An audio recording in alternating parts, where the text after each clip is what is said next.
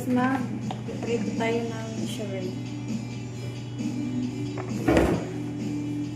Lagyan natin ng breading.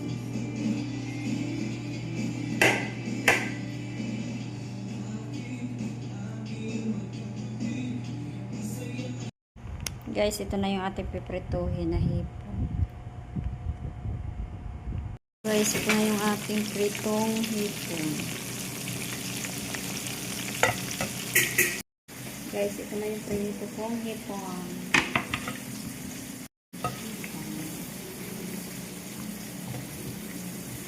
Guys, ito na yung ating hipon na prinito. Sisit ang ating hipon.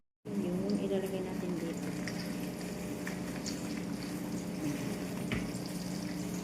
Ang ating french fries.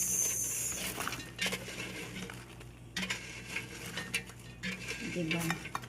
Ayan. Guys, ang aking niluto. Hipon na may fries.